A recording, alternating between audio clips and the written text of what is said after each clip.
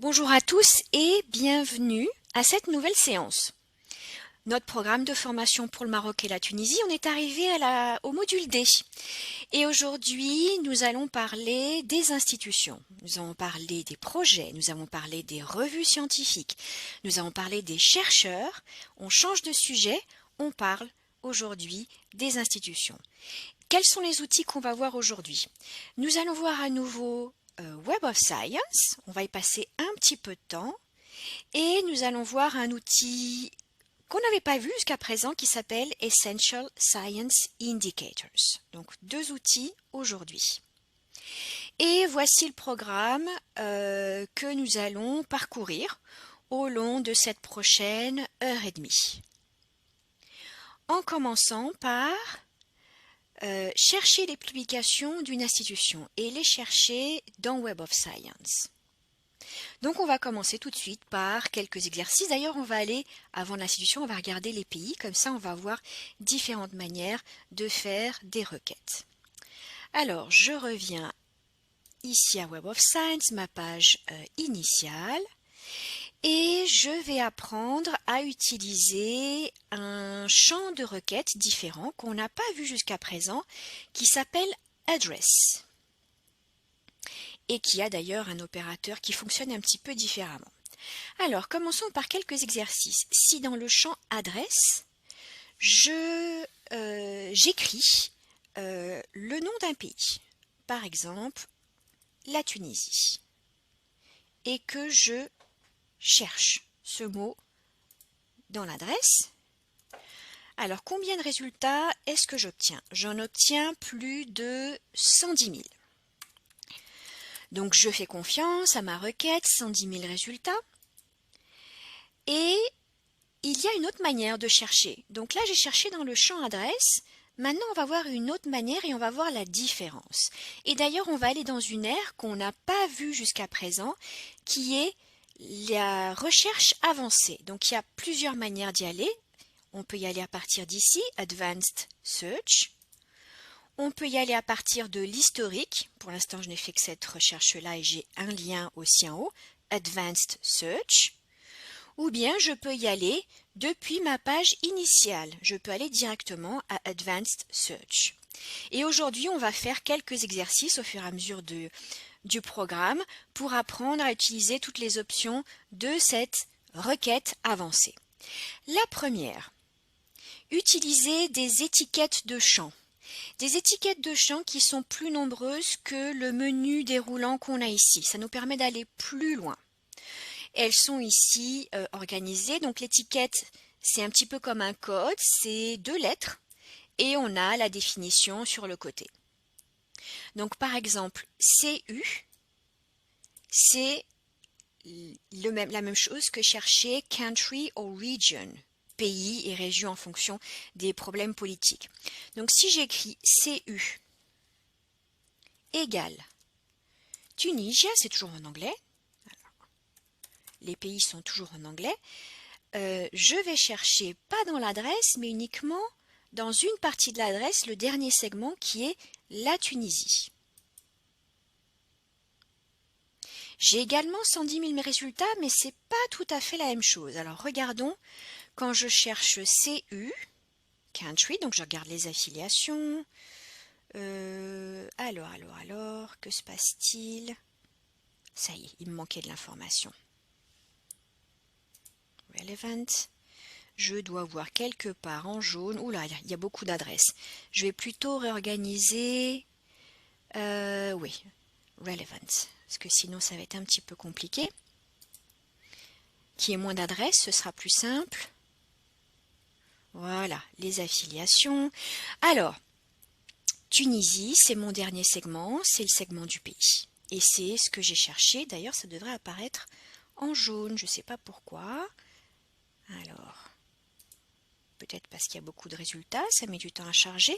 Donc quand je cherche, ce qu'il faut retenir, quand je cherche country, je cherche uniquement le dernier segment de l'adresse est toujours le pays. Et quand je cherche address, je cherche toute la ligne. Et vous allez voir que c'est un petit peu différent quand on fait les deux requêtes. Alors, je reviens à mon historique et on va voir la différence. Alors, plutôt Advanced Search, c'est plus ça dont j'ai besoin. Je vais nettoyer ici. Et voilà les deux dernières requêtes que je viens de faire. Tunisie comme adresse et Tunisie comme pays. Il y a à peu près un peu moins de 100 documents en plus. Ici, il y a une différence. 60, allez, 60 à peu près documents de différence. Et j'aimerais savoir c'est quoi cette différence. Alors, je vais en profiter et du coup, on va continuer à utiliser ça pour voir la différence entre ces deux requêtes. Comment est-ce que je vais faire? Alors, je veux les résultats de adresse moins les résultats de country. Alors, je rajoute cette requête, je la sélectionne. Alors, c'est un petit peu lent. Je ne sais pas s'il y a des problèmes de maintenance en ce moment. Ça y est, je la sélectionne. Add to query. C'est ma requête numéro 6. Ajouter. Je la désélectionne. Et maintenant, je veux additionner celle-ci, numéro 7, avec un opérateur not. C'est-à-dire que je veux 10 800 moins 10 700. Donc je peux le faire comme ça, ou bien moi j'ai l'habitude, j'écris directement, je peux écrire directement, requête numéro 6, donc j'utilise le dièse, et note, requête numéro 7. Je peux également écrire directement dans mon Query Builder. Je cherche, et j'obtiens 62 résultats. Donc maintenant on va comprendre la différence entre ces deux requêtes. Alors, voyons voir ce qui apparaît en jaune. Tunisie, ici, apparaît pas dans le pays, mais dans une partie de l'adresse, École Polytechnique Légie-Tunisie. Peut-être c'est un autre campus qui est au Caire en Égypte, je ne sais pas trop bien, mais vous voyez, dans ce cas-là, Tunisie n'est pas le pays. Et c'est pour ça que je vois ces différences. Qu'est-ce qu'on va voir là? Une autre université de Tunisie, je ne suis pas trop sûre. Également, je vois une adresse en Jordanie. Donc c'est pour ça qu'en fait, quand je cherchais le pays, je ne trouvais pas ces résultats. Et quand je cherche adresse, je cherche. Et Tunisie peut faire partie de n'importe quel segment. Donc là, on voit que Tunisie est dans le nom de l'institution, à nouveau. Maintenant, on est dans Bahreïn. Et j'en avais trouvé quelques-uns. Alors je vais peut-être ouvrir les liens que j'avais trouvés. Où c'était dans des pays étrangers. Donc voyons voir. J'avais regardé les 62, j'avais trouvé des résultats aussi un petit peu différents. Alors, là on voit Tunisie dans pays. Alors voyons voir. J'avais trouvé... Ah non, ça c'était d'autres exemples. Donc en fait, je reviens ici. Donc on continue, on va en voir quelques-uns de plus. École de communication Tunisie, mais en Angleterre. Et le cinquième, encore plus intéressant, c'est le nom d'une rue, Viale Tunisia, numéro 38, à Milan, en Italie. Donc j'espère que cet exemple vous permet de bien voir la différence entre une requête adresse, où je cherche tout ce qu'il y a dans cette ligne, et une requête CU égale country, où je vais uniquement chercher le dernier segment. Donc voilà ce que je voulais vous montrer, la différence entre les deux. Donc quand on cherche un pays, mieux vaut chercher directement country, la production scientifique, c'est-à-dire que quand j'ai fait cette requête, je reviens en arrière, peut-être Advanced Search, voilà. Quand je fais CU égale Tunisie, je cherche tous les documents pour lesquels il y a au moins un auteur affilié à une institution en Tunisie. Donc il peut y avoir d'autres auteurs, mais il y en a au moins un, il y a au moins une adresse qui à la fin spécifie Tunisie. Donc voilà pour les différences. Et je cherche toujours ces noms de pays en anglais, ils sont toujours écrits en anglais dans Web of Science.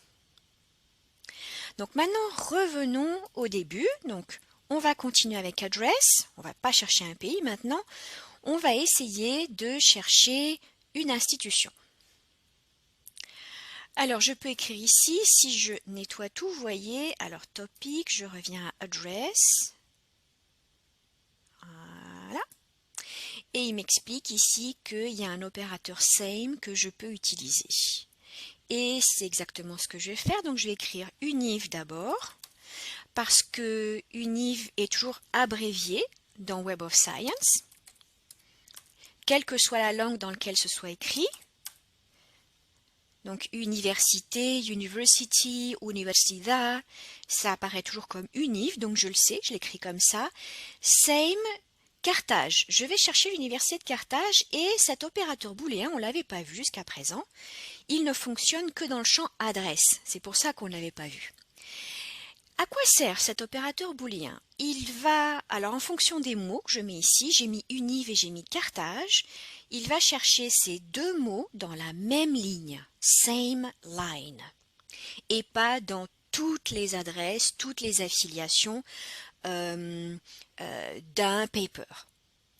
Donc je vais chercher univ, same, Carthage, université de Carthage, parce que je sais en fait que ce nom-là peut apparaître de différentes manières. Il peut être comme Carthage University, Université de Carthage, University of Carthage. Donc comme je ne connais pas la variante, je préfère prendre ces deux petits mots. Alors je cherche. J'ai 9400 résultats et on va regarder également ce qu'on obtient. Alors le premier veut bien ouvrir. Carthage Univ. Donc certainement c'était écrit en anglais, Carthage University.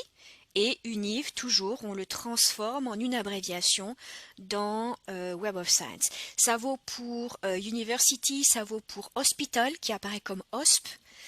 Donc il y a toutes ces abréviations qui apparaissent. Voyons voir le deuxième. Le deuxième, Carthage Univ, à nouveau.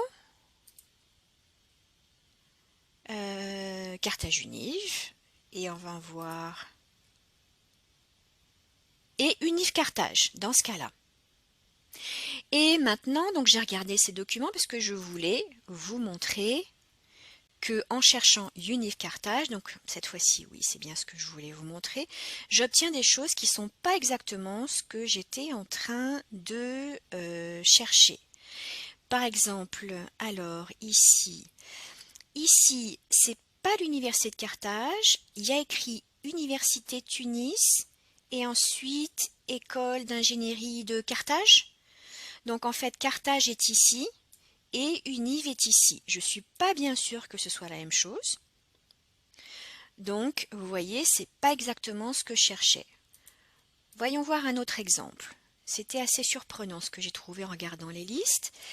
Eh bien, j'ai découvert qu'aux États-Unis, il y a également une ville qui s'appelle Carthage. Et l'Université du Mississippi est dans cette ville, à Carthage. J'en ai quelques autres aussi que j'ai trouvés. Alors ici, qu'est-ce que nous avons? Où est-ce que se trouve Carthage? Je ne retrouve plus. Il doit être quelque part par là. Kenosha, non. Ah, voilà. Université du Wisconsin, Carthage Call, je ne sais pas. Collège peut-être? Donc c'est pas non plus l'université de Carthage, en Tunisie. Et on va en voir un dernier, qui est l'université de Caroline du Nord, qui est dans une autre ville qui s'appelle Carthage, également aux États-Unis. Donc il y a plusieurs villes qui s'appellent Carthage, avec la même orthographe aux États-Unis et pas en Tunisie.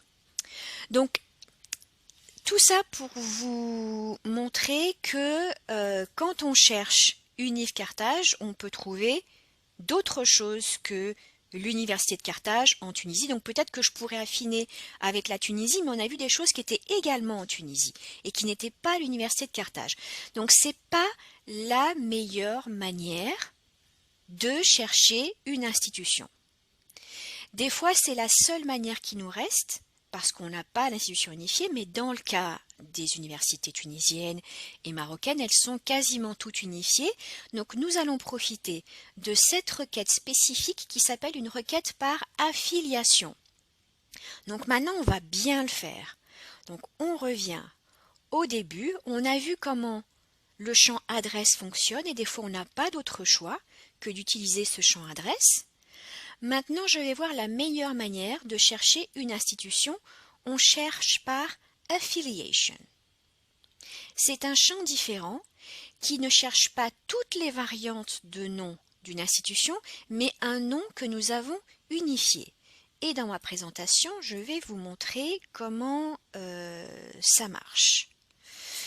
Alors, il s'agit, alors là c'était un exemple pour le Portugal, une institution choisit un nom unifié et derrière ce nom unifié, qui peut être en anglais ou dans la langue locale, vous avez toutes les variantes de noms, ce qui me permet, moi, de ne pas chercher toutes ces variantes de noms et de ne chercher que le nom unifié qui va inclure toutes ces adresses, puisque les auteurs vont écrire leur affiliation de dizaines, centaines, milliers de manières différentes.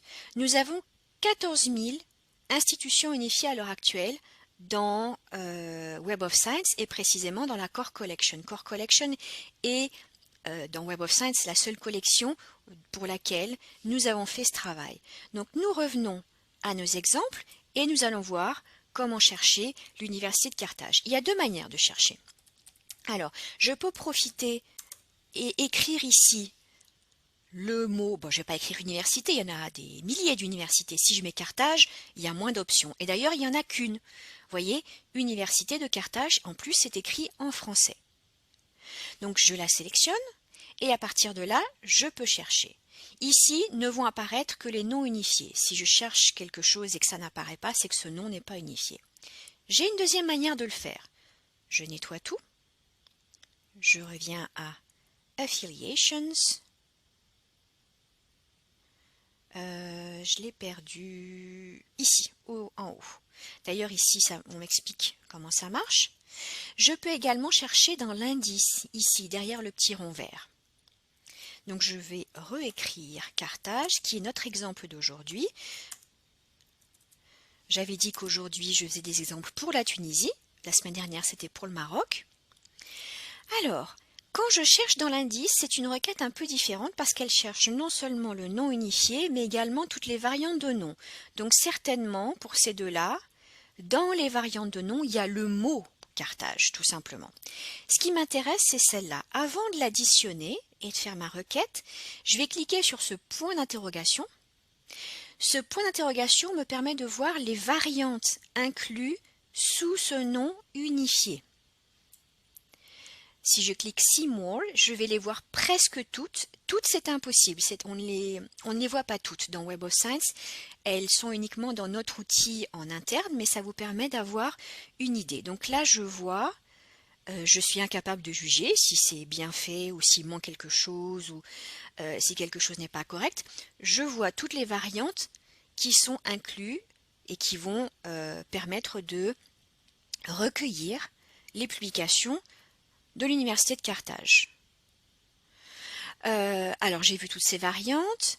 Comme je le disais, la liste n'est pas complète ici dans Web of Science. Je suis une des personnes qui a accès à ces listes complètes et j'en profite pour vous dire, si vous êtes responsable d'une institution et que vous voulez revoir l'unification de votre institution, ou bien vous voyez quelque chose qui n'est pas correct ici, et vous voulez le faire corriger, je suis votre personne de contact pour effectuer ce travail de correction si vous voulez le revoir ou le corriger. Je suis incapable de juger de cette unification.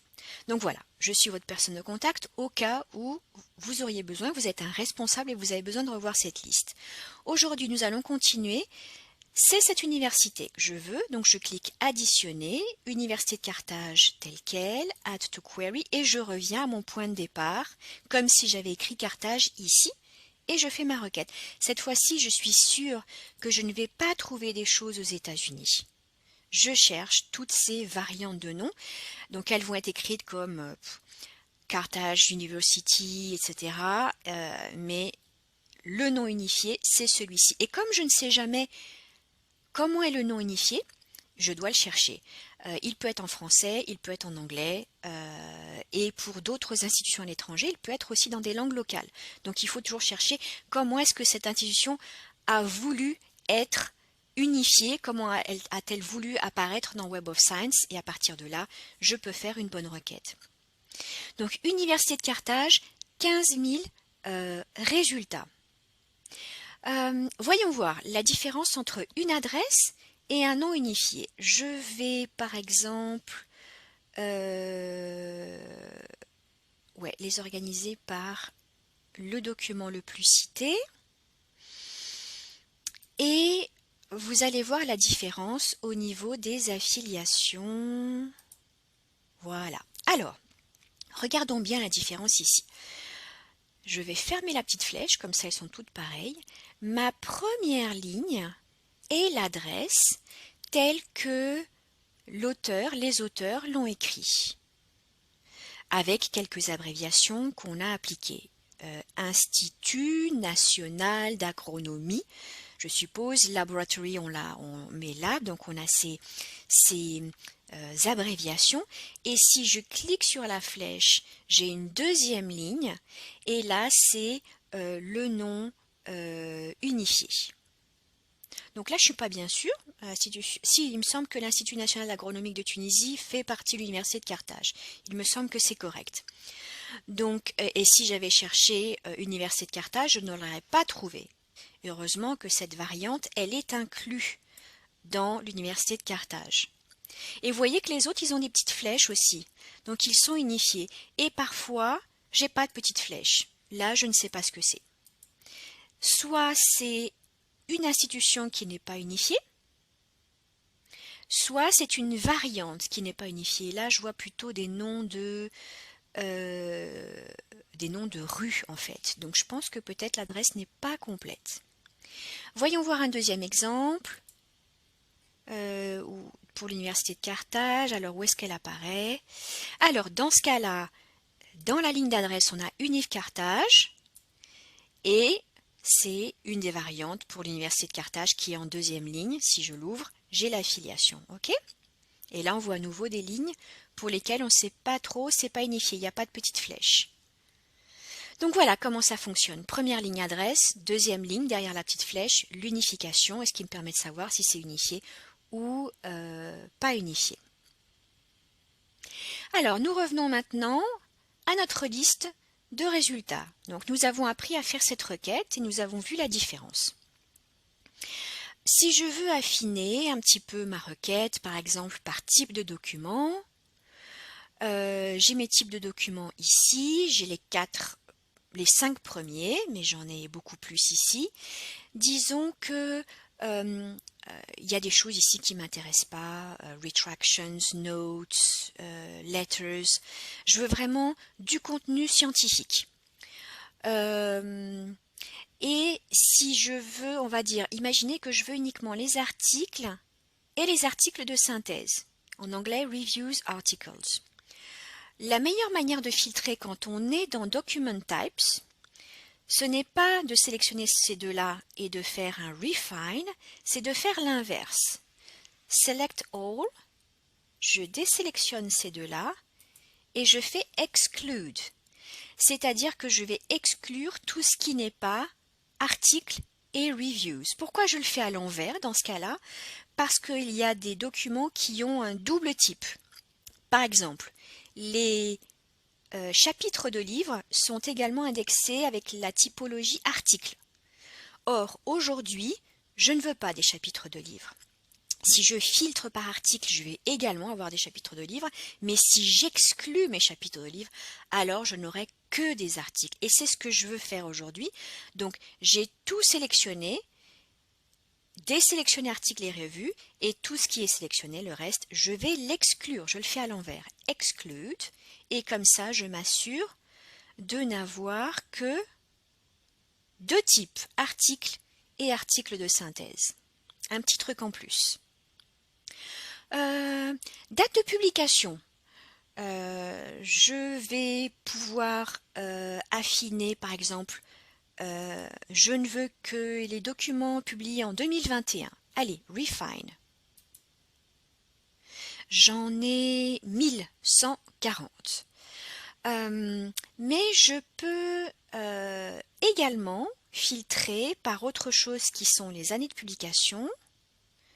Alors ça apparaît ici, New Date Range. Et là, ce que je vais chercher, je peux également filtrer par date d'index. Qu'est-ce que ça veut dire? C'est quoi la différence?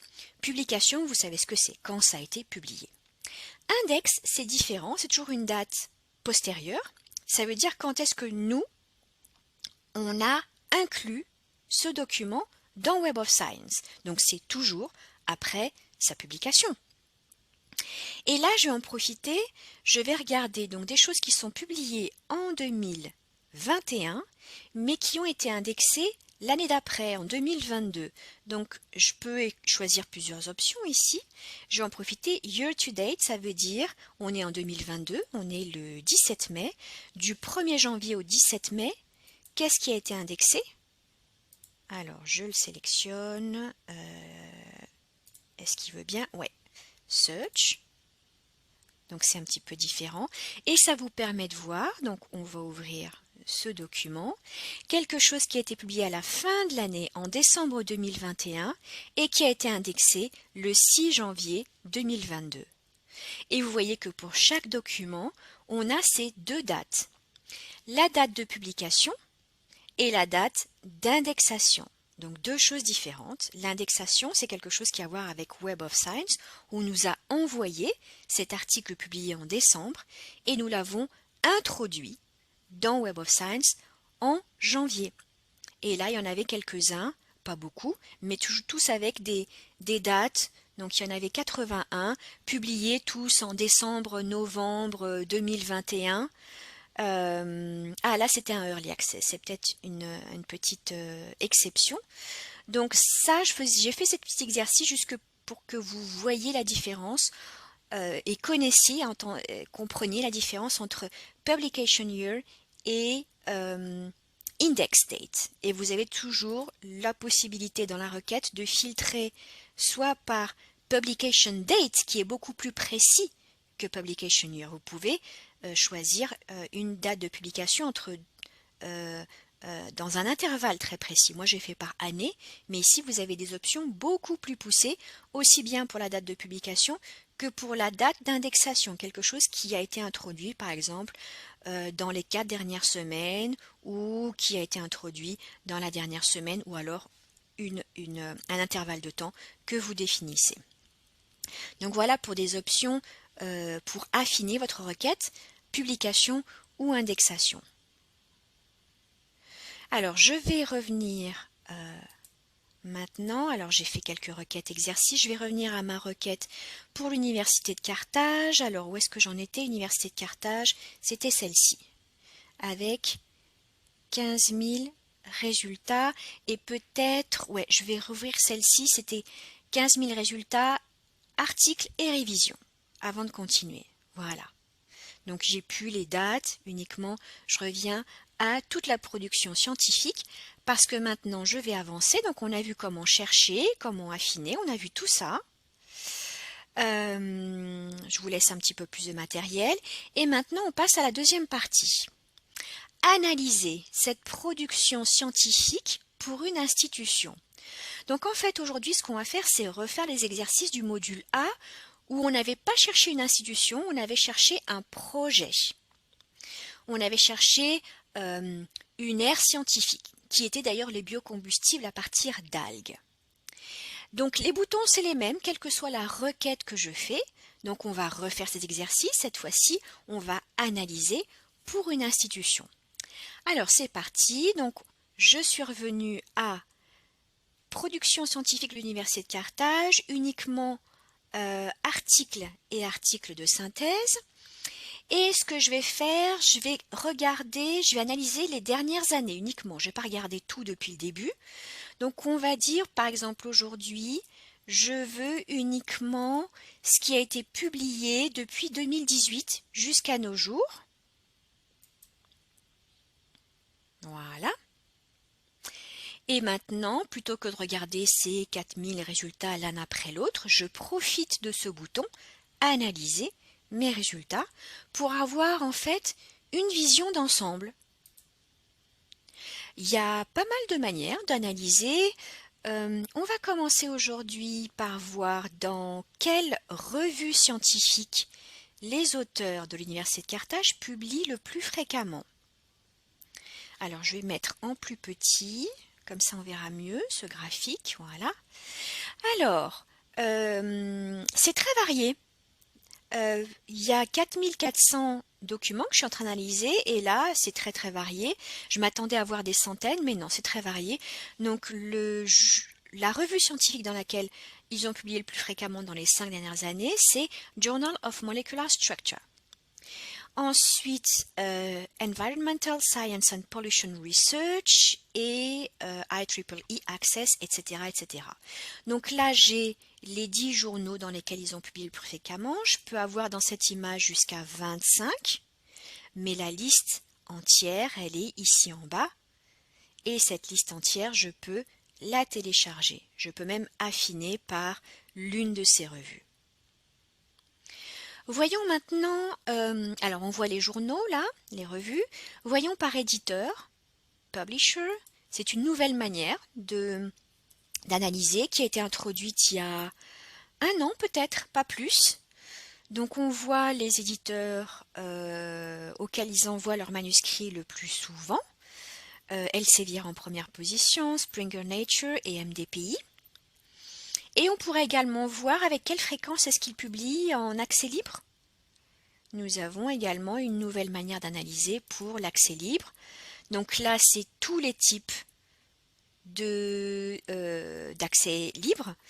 Et là, on voit la voie dorée qui est la voie publiée en accès libre dans une revue, ou bien verte, qui est le fait de mettre à disposition dans une archive ou un dépôt institutionnel votre PDF quand c'est possible, quand c'est permis par l'éditeur. Donc on a au total, si on prend toutes les options de mettre à disposition les PDF gratuitement, on en a 1600 de 4400, c'est-à-dire moins de la moitié dans ce cas-là. Et il y a plein d'autres manières d'analyser. On va en voir encore deux. Par exemple, si j'analyse par affiliation. Alors ça, c'est intéressant. Peut-être que vous vous attendiez à voir 4451 Université de Carthage, point. Eh bien non. En fait, qu'est-ce que j'analyse ici? J'analyse toutes les affiliations de ces 4451 documents. Et il n'y a pas que l'Université de Carthage. Il y a des collaborateurs, des co-auteurs, d'autres institutions. Et c'est ce que je vois ici dans cette image. Je vois toutes les affiliations de ces plus de 4400 documents. Il y a toujours au moins une personne affiliée à l'Université de Carthage, mais il y a ses collaborateurs qui viennent du monde entier en fait. Et donc on voit ici les collaborations les plus fréquentes. On voit ces universités, pas que tunisiennes, il y en a également d'Europe, on voit Égypte, Arabie Saoudite.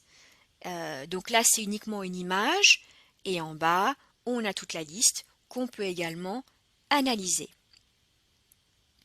Et un dernier, je ne sais pas si vous l'avez déjà utilisé, je l'aime beaucoup, c'est Funding Agencies. L'information au sujet du financement quand les auteurs ont mis cette information dans les remerciements. Donc nous on copie cette information dans la propre notice du document dans Web of Science et donc ensuite on peut également faire des requêtes sur le financement et on peut faire une analyse sur le financement. Donc là, sur les 4400 documents, on voit que il y en a 216 qui ont déclaré dans les remerciements qu'ils avaient obtenu des fonds du ministère de l'Éducation supérieure et de la recherche scientifique en Tunisie. D'ailleurs, je me suis rendu compte que cette agence de financement, la tunisienne, donc l'agence nationale, apparaissait sous différents noms ici qui n'ont pas encore été unifiés. Donc on va voir dans le futur si on va pouvoir unifier tout ça. Donc je le vois ici, là c'est la même chose, écrit un petit peu différemment. Là c'est à nouveau la même chose, écrit à nouveau un petit peu différemment. Donc je les vois ici dans cette image et je vais les voir dans ma liste en bas. Donc dans la liste en bas, ça va être... Alors je vais la remettre un peu plus gros pour qu'on puisse lire. Voilà. Donc on voit qu'il n'est pas unifié ici. Donc c'est quelque chose, c'est différent des affiliations, les financements, c'est quelque chose qu'on est en train d'unifier maintenant. Donc c'est le moment justement de travailler dessus. Donc vous voyez, il y en a plusieurs là. Donc on va peut-être en profiter pour les unifier. Ce que je pourrais faire par exemple, c'est regarder celle-ci. Ah, voilà. Encore. Là, je suis pas sûre que ce soit correct. J'avoue que je ne suis pas sûre de que. Allez, on va dire que oui, même si j'en suis pas sûre. À nouveau. Donc il y en a plus de 200 en fait. Hein. Vous voyez, là, c'est toutes des variantes. De la même manière qu'il y a des variantes de noms pour les auteurs, il y a des variantes de noms pour les institutions et vous voyez que c'est également la même chose pour les financements. Là, je vais m'arrêter là dans la table. Il y en a plus hein, dans la table. Je ne vois que les 25 premiers alors qu'il y en a 2300. Mais on va dire, je vais faire un Refine by Selected Results. Voilà. Et donc maintenant, je vois qu'il y en a 456 avec Funding Agency, Tunisian Ministry of Higher Science, l'un ou l'autre de ces variantes. Voyons voir où est-ce que cette information apparaît. Donc là, je rappelle que cette information apparaît au départ dans les remerciements des auteurs et que ces remerciements, nous les transformons en un tableau qui apparaît juste au-dessus. Donc là, dans ce cas-là, il n'y a qu'une ligne. Parfois, il y a plusieurs lignes. Et donc, on peut également faire des requêtes sur ce tableau. Voyons le suivant. Si on a plusieurs lignes ou une ligne à nouveau, on n'a qu'une ligne aussi. Donc voilà, c'est intéressant aussi de faire ce genre d'analyse. Maintenant, nous allons faire quelque chose de différent. Alors, je reviens à ma requête.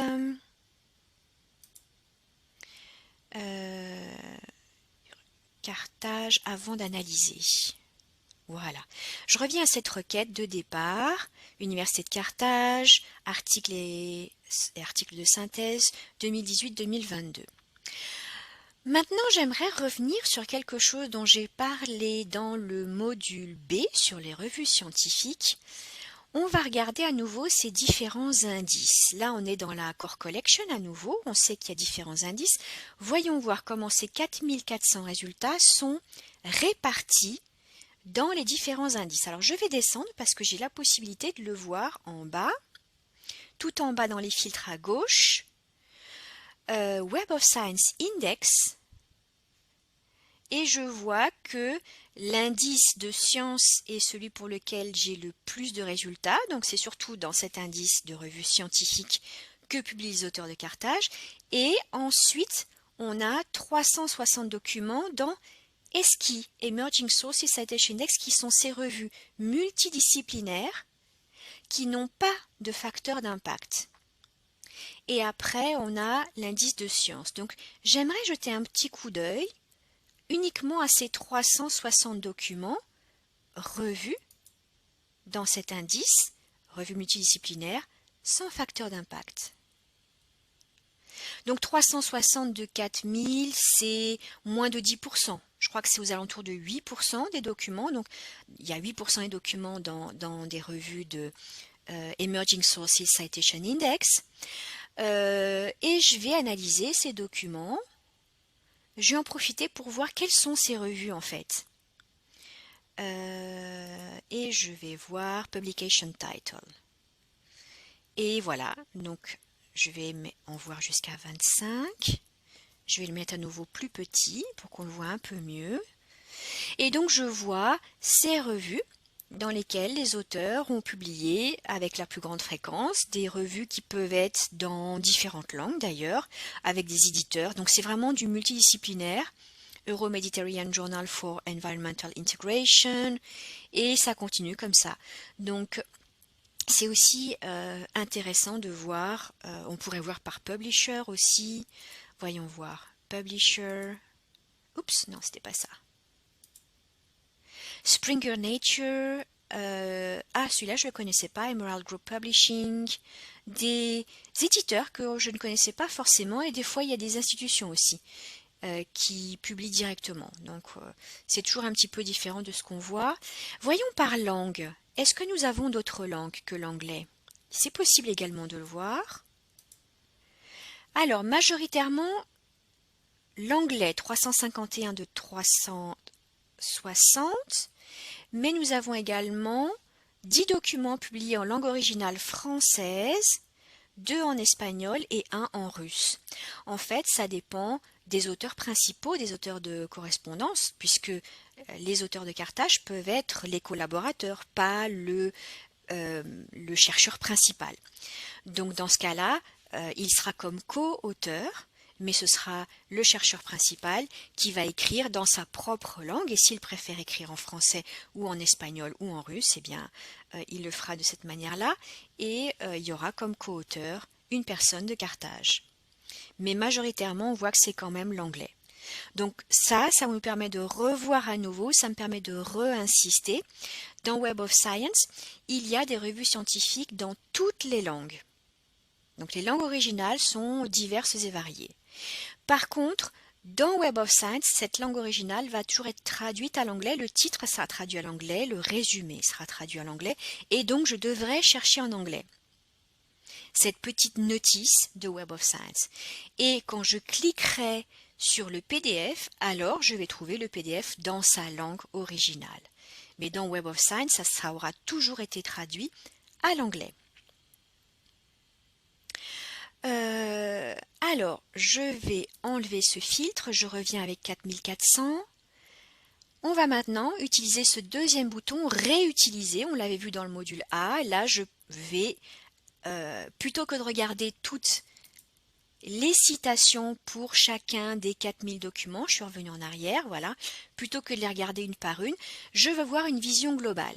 Donc je fais un rapport citationnel et je veux voir toutes les citations aux documents publiés dans les 5 dernières années par les auteurs de mon université. Imaginons, je travaille pour l'université de Carthage et je vais voir ici toutes les statistiques.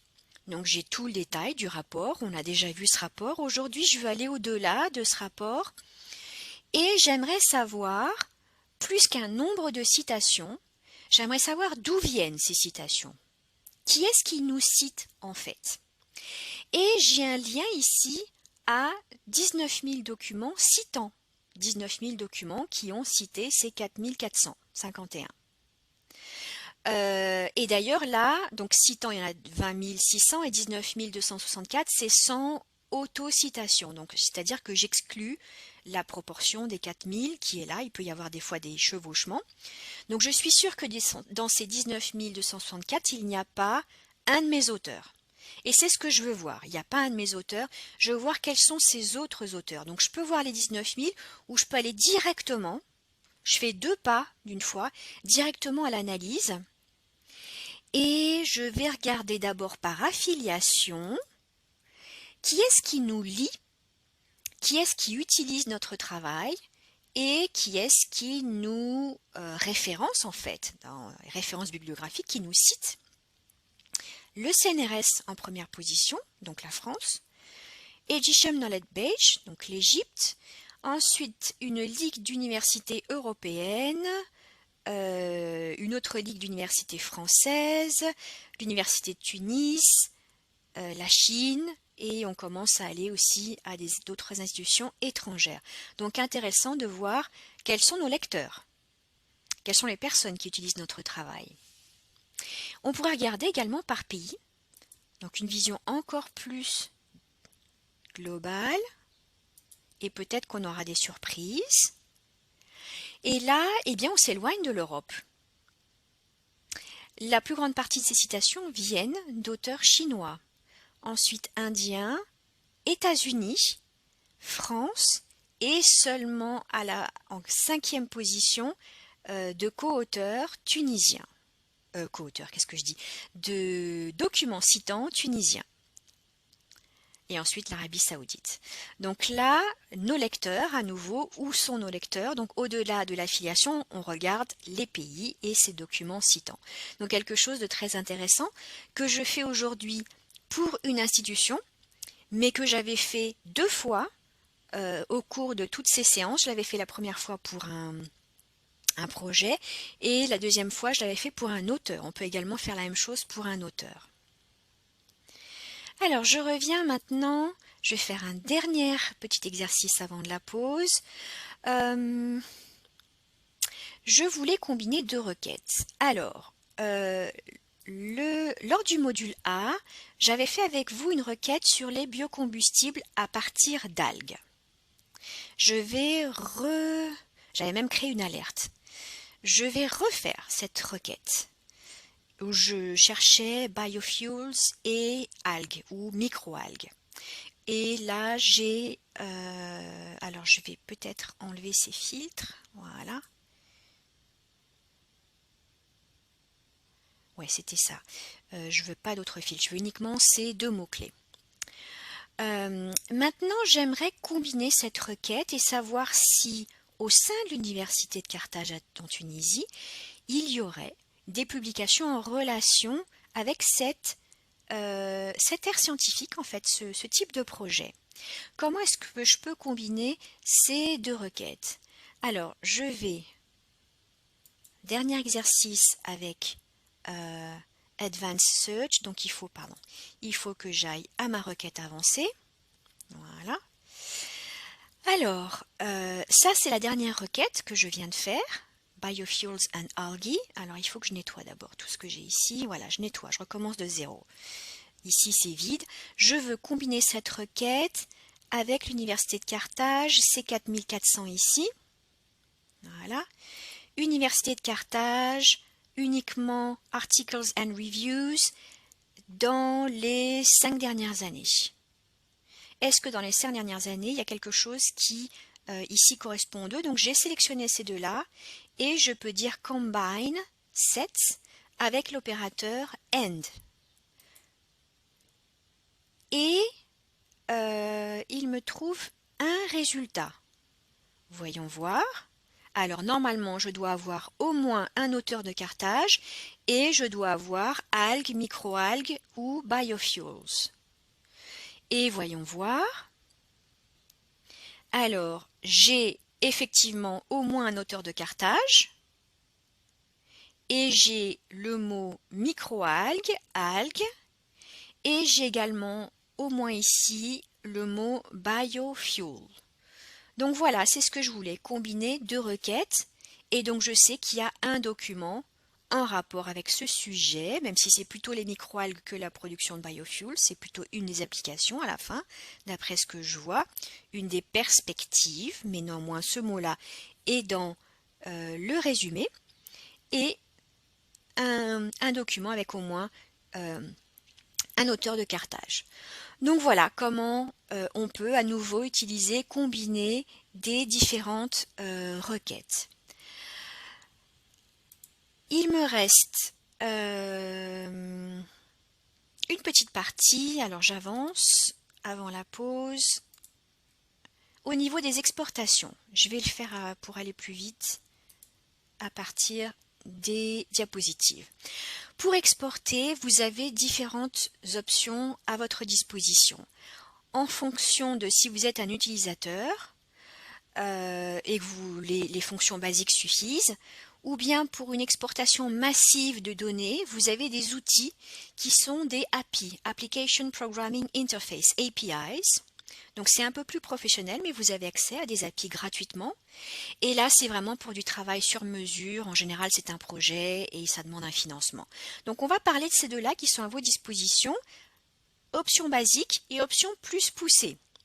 Les options basiques, vous les avez déjà vues plusieurs fois. Elles sont derrière le bouton d'exportation. Vous avez la plus utilisée, l'exportation à Excel qu'on a déjà vue. Les API. Les API, il y en a 3. AMR, API Lite et API Expanded. Les deux premières sont gratuites et la troisième nécessite un abonnement, et à cet abonnement, vous ne l'avez pas à l'heure actuelle dans votre qui fait partie de votre abonnement national. Donc vous avez de manière gratuite accès à ces deux-là, qui d'ailleurs, ces deux-là, en ce moment, elles sont en train d'être transformées en une seule qui s'appelle Starter API. Elles sont en train d'être remplacées par une qui a une option gratuite également d'utilisation. Voyons ce qu'on peut exporter en massif avec ces deux-là.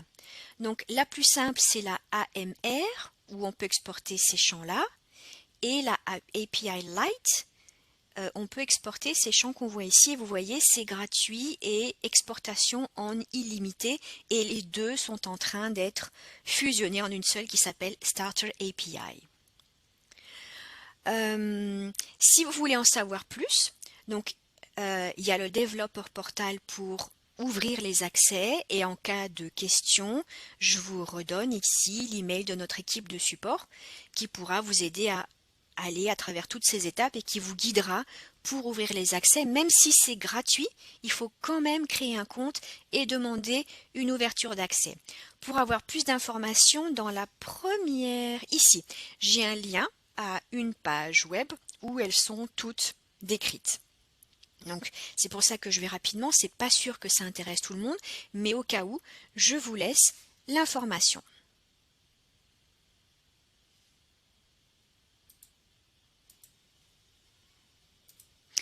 Nous passons maintenant à la troisième partie et nous allons utiliser un outil qui s'appelle Essential Science Indicators. Donc ce n'est plus Web of Science, mais c'est un outil qui utilise les documents de Web of Science. Donc Essential Science Indicator ou ESI.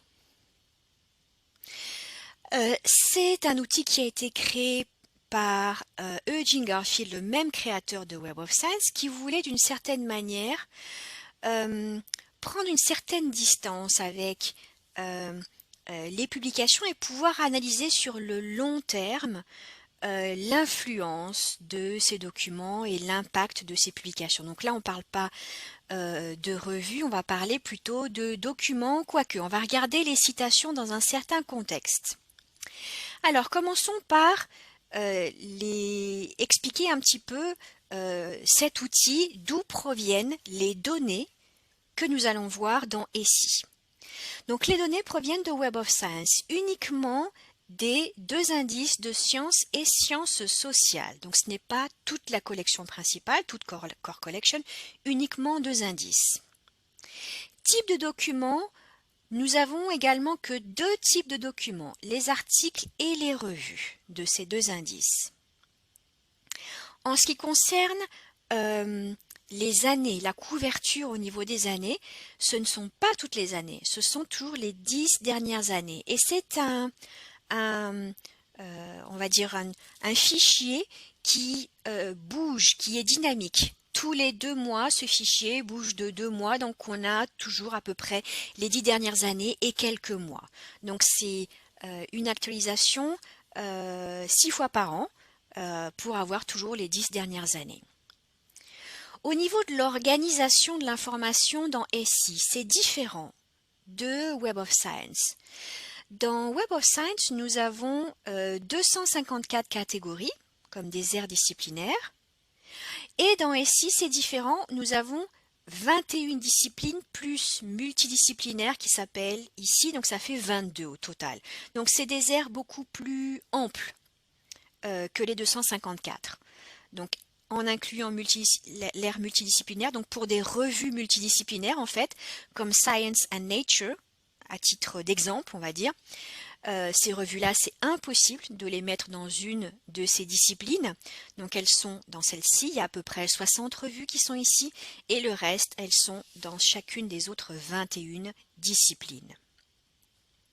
Pour les citations, on va comptabiliser les citations qui proviennent des 3 indices primaires, sciences, sciences sociales et arts et humanités. Donc ça, c'est pour les données. Données qui proviennent de Web of Science, mais avec des restrictions ici. Et donc, une fois qu'on a bien déterminé les données, on peut faire des analyses. Là, c'est pour les accès. Donc, je rappelle les accès Web of Science, Journal Citation Report et ESI, c'est les accès directs. Néanmoins, vous avez ces accès toujours en haut à droite, quelle que soit la page où vous soyez, où vous êtes, pardon.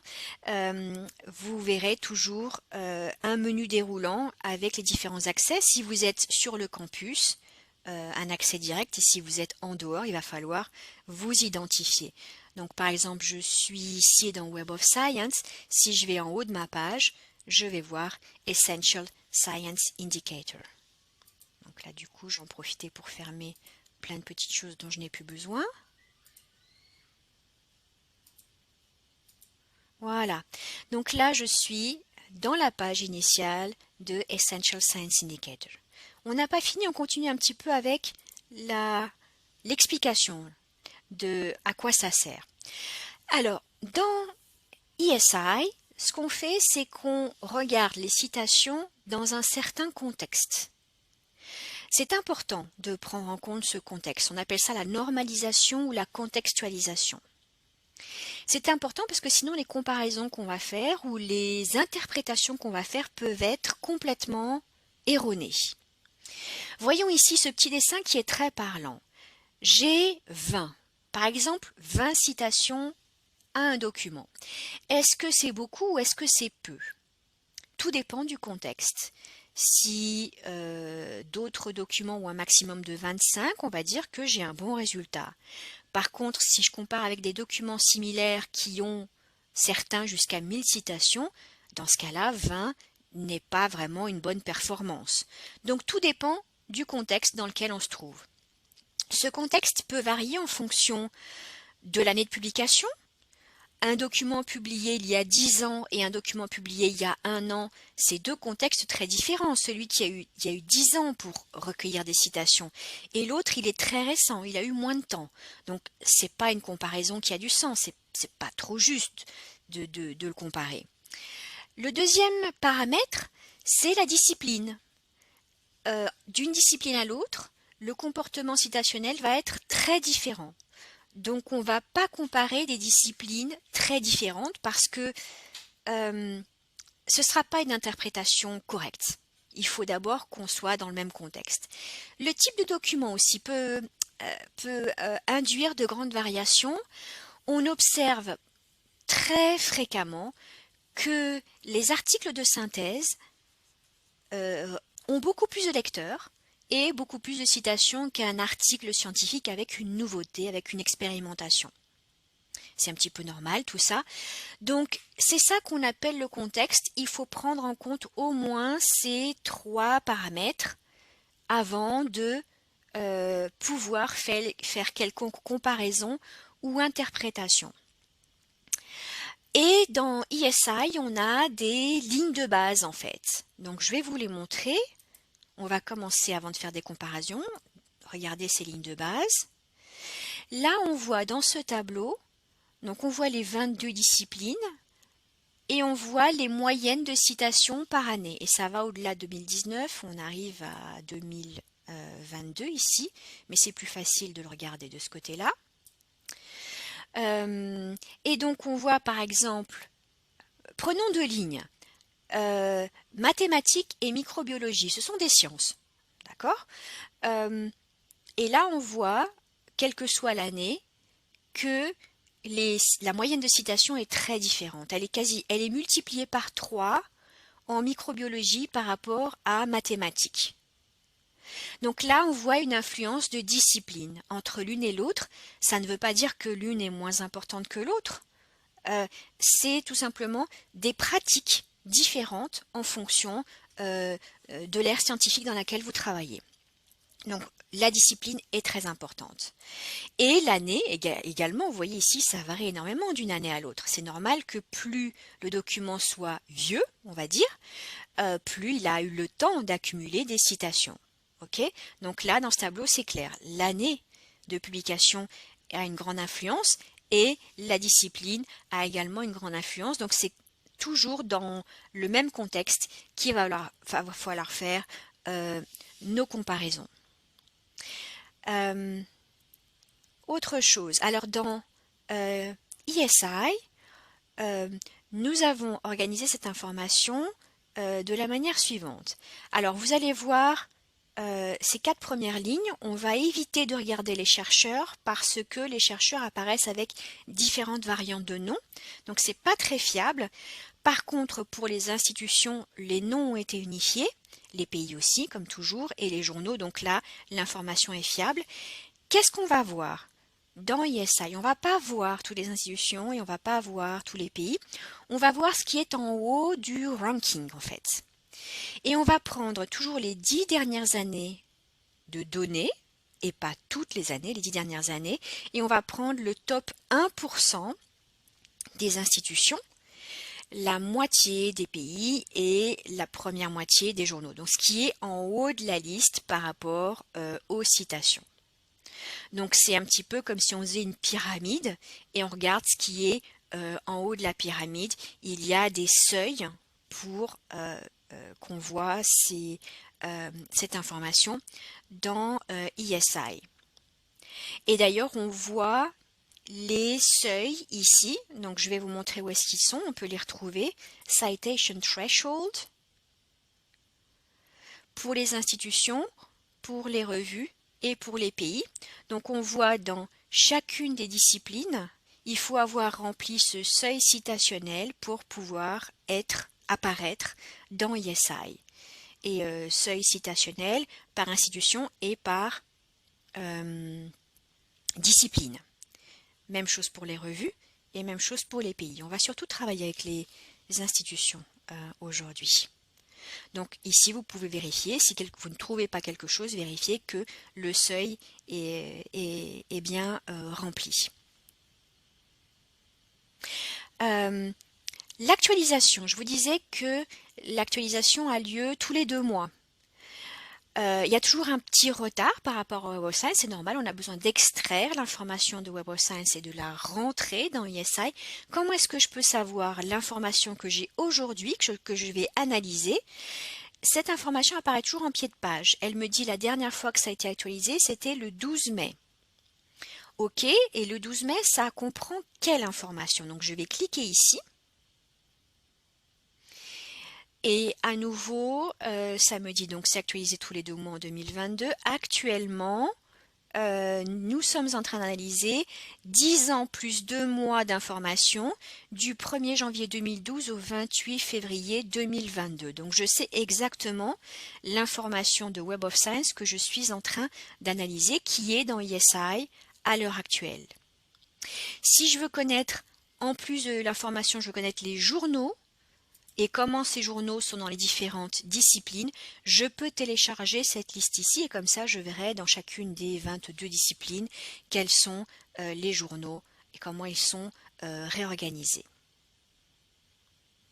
Maintenant continuons avec 2 choses supplémentaires qui sont les 2 indicateurs, on va dire les plus importants de Essential Science Indicators et qui apparaissent également dans Web of Science, Highly Cited Paper et hot paper. Ce sont 2 choses différentes. Voyons les définitions.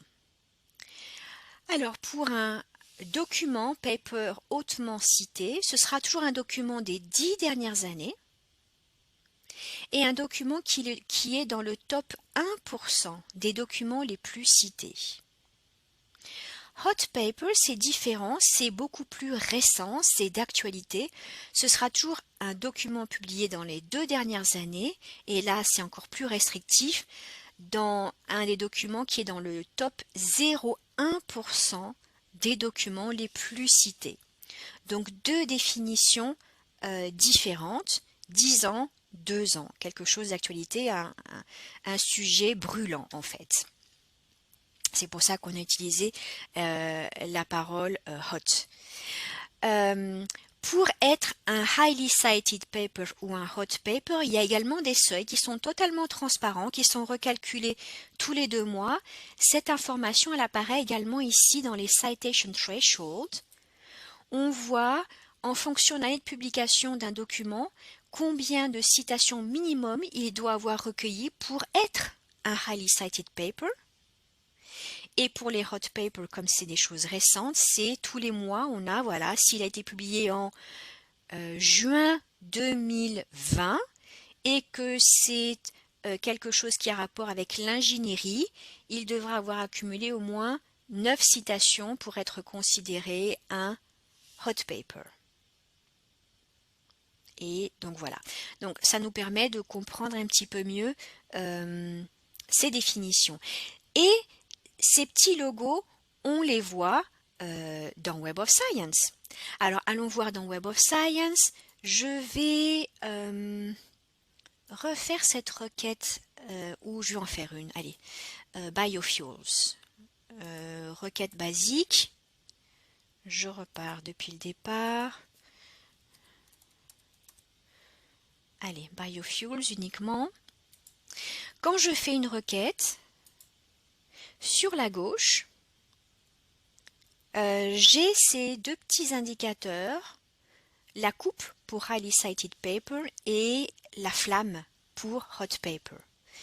Elles apparaissent, ces indicateurs apparaissent pour vous puisque vous avez également un abonnement à Essential Science Indicators. Ça n'apparaît pas pour tous les utilisateurs dans le monde, il faut avoir l'abonnement à ESI. Je vais par exemple filtrer et voir ces documents. Le logo apparaît à nouveau ici sur la gauche. Et quand j'ouvre le document, il apparaît sur la droite. Et des fois, il y a les deux. C'est à la fois un hot paper et un highly cited paper. Et si je clique sur ce lien, il va m'expliquer. Alors, à date de janvier-février 2022, ce document a reçu le titre de Highly Cited Paper parce qu'il est dans le top 1% dans la discipline de ingénierie. Donc, c'est toujours par rapport à une discipline. OK? Et l'information vient de Essential Science Indicators. Si on regarde le deuxième, peut-être qu'on a quelque chose de différent. Oui, dans ce cas-là, top 1% dans la discipline de géosciences. Donc on a cette définition. Si je reviens alors pour un hot paper, alors est-ce que j'en ai quelques? Alors ce que je vais faire, c'est que je vais... Est-ce que j'en ai dans cette page? J'en vois pas. Donc ce que je vais faire, c'est que je vais uniquement sélectionner hot paper. Voilà, il y en a 4. Ah, et les 4 sont... Ah, celui-là, non, c'est uniquement un hot paper. Tiens, on va regarder celui-là. Des fois, ils ont les deux. Donc, hot paper, donc il est dans le top 0,1% dans la discipline de ingénierie. Donc, toujours, c'est indiqué ici, cette information provient de Highly Cited Paper. Rappelez-vous, 2 dernières années, 10 dernières années. Si je nettoie ces filtres et j'utilise et je les organise par plus grand nombre de citations, vous voyez qu'ici j'ai, par exemple, les 2 premiers documents ont plus de citations que celui-là. Et pourtant, ils n'ont pas cet indicateur. Pourquoi? Parce qu'ils sont plus vieux que les 10 dernières années. 2006, 2007. Ils sont sortis de cette fenêtre temporelle qui est à l'heure actuelle de 2012-2022. Et donc, ils ont perdu leur titre de Highly Cited Paper.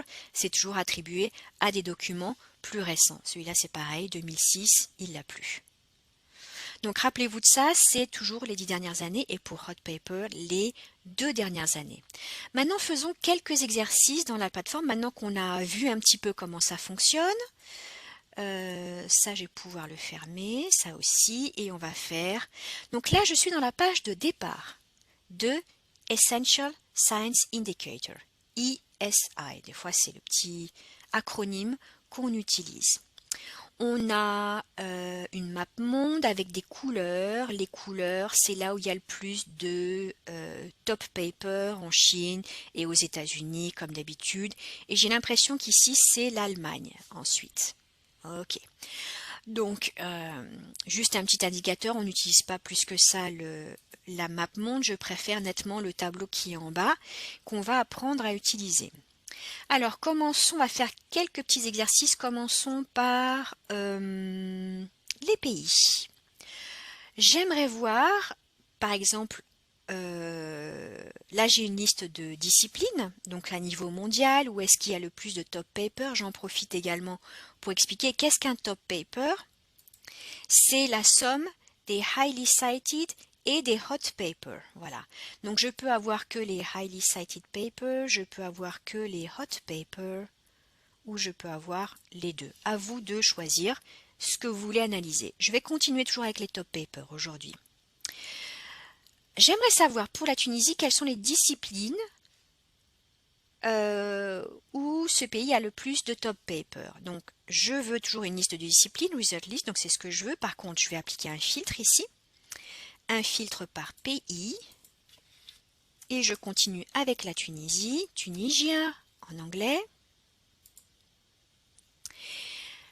Et alors, là, le tableau peut être organisé de différentes manières. Si je veux le par top paper, donc j'organise comme ça, c'est en médecine clinique qu'il y a le plus grand nombre, il y en a 57. Ensuite en ingénierie, mathématiques et environnement écologie. Je peux organiser ce tableau de différentes manières. D'ailleurs, quand je suis arrivée sur cette page-là, il est organisé par citation. Je pense que c'est pas le plus intéressant. Les citations sont influées également, il y a une influence par rapport au nombre de documents. Alors, regardons la première colonne. Dans quelle discipline est-ce que les chercheurs de ce pays publient le plus souvent? En ingénierie, ensuite en chimie et ensuite en médecine clinique. Où est-ce qu'ils obtiennent le plus grand nombre de citations? Ce n'est pas en ingénierie, c'est en médecine clinique. Et maintenant, moi ce que j'aime bien, c'est faire la division citation par document, et c'est à nous, médecine clinique, et ensuite en immunologie, que ces documents ont le plus grand ratio, en fait, de citations par document. Donc, en fonction de la colonne, de l'organisation de la colonne, j'aurai des résultats différents. Donc, à prendre en compte, tout dépend de comment vous voulez voir les résultats. Pour l'instant, moi, je voulais commencer par top paper. Ça a un petit peu de sens de regarder, j'aime bien regarder toutes les colonnes, mais là, ce qui m'intéressait, c'était celle-ci, plus grand nombre de top paper. Maintenant, au-delà du pays, nous allons voir les institutions. Alors, ce que je veux voir maintenant, je nettoie tout, je recommence depuis le début. Je veux une liste d'institutions. Voilà, j'ai une liste d'institutions au niveau mondial. Et maintenant, je vais appliquer des filtres. Je vais appliquer un filtre institution, research field. Ah non, ce que je vais faire, je vais appliquer le filtre pays ici. Allez, d'abord, filters, Tunisie. Voilà. Combien j'en ai? Waouh. J'en ai quelques-unes ici. Elles sont organisées à nouveau par sites. On va voir celle qui publie le plus, c'est l'université de Tunis, apparemment. Ensuite, l'université de Sfax, ensuite l'université de Carthage. Les citations, ça suit à peu près le même modèle, à peu près. Sites per paper. Là, par contre, on peut avoir des surprises. Ah!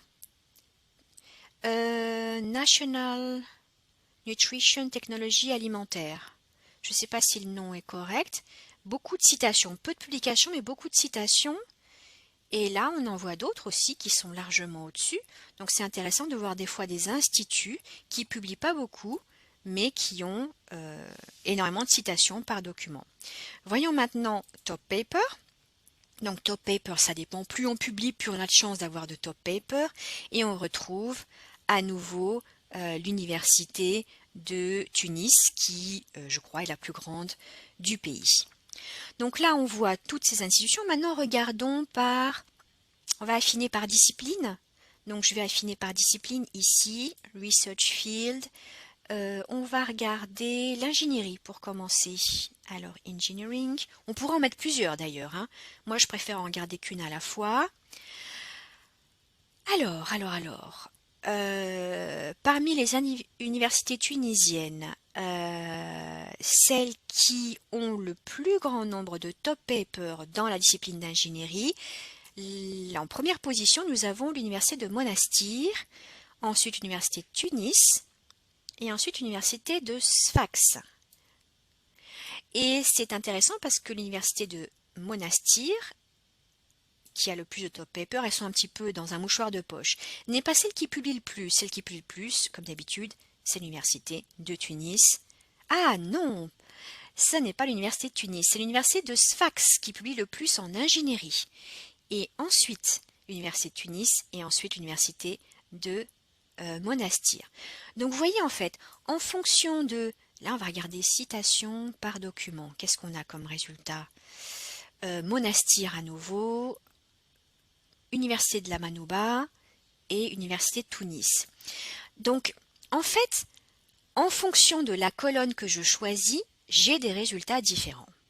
Ça ressemble un petit peu aux rankings internationaux.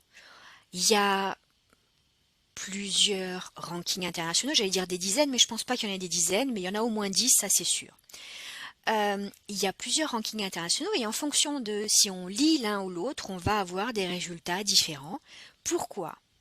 Parce que chacun de ces rankings va avoir des indicateurs différents. C'est comme moi, quand là je regarde chacune des colonnes, en fonction de l'indicateur que je choisis, j'ai un ordre différent. Donc ces rankings ont des indicateurs différents, ils ont des sources de données différentes, ça peut être Web of Science, que ça peut être autre chose, et ils ont également des méthodologies différentes, c'est-à-dire qu'ils combinent différents indicateurs en donnant un certain poids. Donc, ceci explique les différents résultats. Là, en faisant quelque chose de très simple, avec uniquement une source d'information, 4 indicateurs, on voit que l'organisation est différente. Donc, imaginez pour les rankings les grandes différences qu'on peut obtenir. Regardons maintenant pour une institution. Donc, on a vu pour le pays. Alors, maintenant, ce qu'on va faire, alors je reviens. Voilà. Alors, je veux une liste de disciplines et maintenant, je vais filtrer par institution et on va continuer avec l'université de Carthage à titre d'exemple aujourd'hui. Oups, je l'ai mal écrit, forcément. Voilà. Alors, top paper, allez. Au coude à coude, nous avons sciences des plantes et des animaux et l'ingénierie. Et ensuite la chimie. Sachant que là où il publie le plus, c'est en ingénierie. Un petit peu plus. Et là où il y a le plus de sites per paper, c'est en environnement et écologie. C'est intéressant, on a des petites différences. Et alors, si je veux voir les documents qui sont derrière là, ces graphes, j'ai la possibilité de cliquer. Alors, si je clique ici, il y en a 40 et quelques. Je clique, je vois les top papers en environnement et écologie. J'obtiens une liste avec chacun de ces documents et un lien vers ce document dans Web of Science. Et on voit le total de citations. Je peux organiser cette liste différemment. Publication, année de publication, journal, citation. Je peux avoir différents types d'informations ici. Moi, je vais rester avec ça, c'est suffisant. Si j'en rajoute trop, après, je vois plus rien. Mais je peux choisir l'information que je veux voir dans ce tableau. Je peux également l'exporter. Ici, vous avez l'option de l'exporter dans Excel. Et je peux, si je veux, aussi également garder cette requête et ce rapport. Save Criteria. Yes. Je ne suis pas logué. Il faut que je sois logué, sinon je ne peux rien garder. C'est comme pour Web of Science. Il faut que je fasse un sign in. Il faut que je m'identifie. Hop, pour pouvoir garder mes rapports. Sinon, je ne peux pas. Je suis une personne anonyme. Voilà.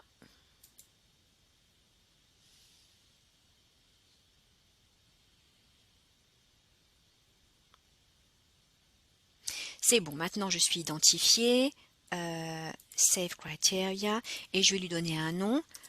Top Papers. Univ Carthage. Et c'était écologie. Save. Il n'aime pas certains caractères. Est-ce que je peux mettre un tiret? Il me semble que oui, je peux mettre un tiret. Il n'aime pas les slash. hop, voilà, sauvegarder. Voilà, ça a été gardé. Et maintenant, je l'ai ici parmi mes rapports. J'en ai quelques-uns là, dans SI. Voilà, ça c'est le dernier que je viens de garder. Alors voilà pour quelques exercices dans ESI. On pourrait continuer.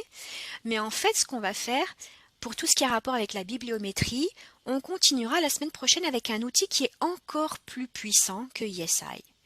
Qui, au lieu de prendre uniquement le haut de la pyramide, prend la totalité des documents. Donc c'est plus intéressant de continuer la semaine prochaine avec Insights, qui va au-delà de Essential Science Indicators. Alors je vais avancer dans ma présentation. Je vous laisse dans ma présentation, donc on a vu tout ça. Un rapport que je trouve intéressant sur l'intégrité de la recherche. Je l'ai lu et c'est pour ça que je le recommande sa lecture, plus aux responsables peut-être qu'aux chercheurs, parce qu'en fait ça nous permet de voir tous les pièges dans lesquels il ne faut pas tomber en fait pour la publication scientifique. C'est de plus en plus dangereux de publier, il faut éviter les revues prédatrices. Elles ont des techniques de plus en plus sophistiquées et bon, il n'y a pas que les revues prédatrices, il y a d'autres choses qu'il faut éviter. Donc ça m'a permis d'avoir une meilleure visibilité du panorama et donc ça nous permet d'anticiper des problèmes. Donc toutes les précautions sont bonnes pour notre carrière de chercheur. Finissons par la dernière partie de cette formation en parlant des Highly Cited Researchers, ces chercheurs hautement cités. On a tendance à penser que ce sont les chercheurs qui ont un total de citations, le total de citations le plus élevé, et c'est une fausse idée. Et c'est pour ça que je voulais revenir sur cette définition. D'ailleurs, je n'ai pas mis cet aparté ici par hasard dans cette formation puisque ça a à voir avec l'information qui vient de Essential Science Indicators. Cette liste de Highly Cited Researchers est une liste qui est renouvelée tous les ans. La dernière édition est de novembre 2021. Donc je vais ouvrir ici ce lien où on a la dernière édition avec les Highly Cited Researchers de cette dernière année. Et on peut les chercher, il y a 4 champs pour les chercher. Mais avant d'aller chercher, je voulais expliquer la méthodologie. La méthodologie est assez longue et compliquée. Il faut retenir néanmoins quelque chose d'essentiel ici. Et d'ailleurs, dans ma présentation, je l'ai encadré. Ce n'est pas la peine de tout savoir par cœur. Ce qu'il faut retenir, c'est que pour déterminer une personne qui a reçu énormément de citations, on ne va pas faire le total de ces citations. On va faire le total de ces highly cited papers. C'est différent. Et ces highly cited papers, ce sera toujours des documents publiés dans les 10 dernières années. Donc ça, c'est une très grosse différence. Nous savons également que ces highly cited papers sont déterminés dans un certain contexte, dans ces 21 champs, 21 disciplines de Essential Science Indicators. D'où le fait que ces highly cited researchers font également partie d'une discipline. On dit ce chercheur est hautement cité dans telle discipline.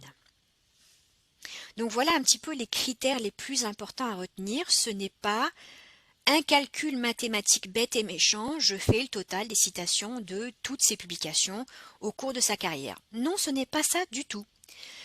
On va faire le total des highly cited papers et on va prendre pour tous ces chercheurs qui ont des highly cited papers, par exemple dans ingénierie, on va prendre ceux qui sont en haut de la liste. Donc il y a aussi un seuil par rapport à ça. Donc voilà ce qu'il faut retenir de la méthodologie. Maintenant, nous allons regarder cette liste. Donc je reviens à ma page, la dernière édition, et je vais chercher avec un unique filtre qui est, on va changer de pays, pour le Maroc. Voilà. Pour le Maroc, nous avons une personne. Et là, vous voyez, nous avons une exception. Crossfield. Donc, je vous disais, c'est pour une discipline. Et il y a 2 ans, en fait, ce qu'on a fait, c'est qu'on a introduit crossfield, c'est-à-dire il y avait des chercheurs qui avaient un grand nombre de highly cited papers, mais dans différentes disciplines de ESI. Donc on a augmenté la méthodologie pour permettre à ces personnes d'avoir également le titre de highly cited researcher crossfield, c'est-à-dire pas dans une unique discipline, mais ils sont étalés dans différentes disciplines. Donc Youssef Belmakbout de Mohamed VI Polytechnique, donc c'est sa première affiliation. Ce qu'on va faire, c'est qu'on va chercher son profil. Donc j'ai cherché son profil dans Web of Science. C'est ce que je voulais voir. Je vais l'ouvrir. Là, le lien, dans cette page-là, le lien va vers Publons. Ok, la page Publons. Nous savons que cette page va disparaître. Donc, quand cette page disparaîtra, nous allons arriver à la copie de cette page dans Web of Science. C'est ce que j'ai cherché. Donc, c'est la copie fidèle, en fait. Mais dans Web of Science, donc nous voyons, donc cette personne en plus a mis sa photo, c'est très bien. Qu'est-ce que nous voyons? Donc, c'est son profil, il a été réclamé et il y a ici la petite coupe Highly Cited qui indique cet auteur est dans la dernière édition des Highly Cited Researchers. Et en plus, on en voit deux ici. C'est-à-dire que non seulement il est dans la dernière édition, mais il était dans les 2 éditions antérieures également. Et à chaque fois dans Crossfield. Cette information, ces petites tasses ici, ce n'est pas le chercheur qui les ajoute. Il ne peut pas faire ça. C'est Web of Science qui les ajoute. Nous avons les listes et donc nous contrôlons ici cette tasse ou quelque autre prix, distinction que l'auteur a reçu. C'est nous qui faisons apparaître ces petits logos. La propre personne ne peut pas s'ajouter, s'inventer des distinctions. Les nôtres, on les contrôle et on les ajoute. Et elles apparaissent donc dans leur profil. Donc voilà, pour une personne, un Highly Cited Researcher. Maintenant, vous connaissez la définition de ce qu'est un Highly Cited Researcher, quelqu'un qui a accumulé suffisamment de Highly Cited Papers dans les 10 dernières années pour être en haut de cette liste et donc obtenir ce titre. Donc voilà. Et avec ceci, le module D touche à sa fin. Donc maintenant, nous allons voir s'il y a des questions par rapport à ce qu'on a vu aujourd'hui.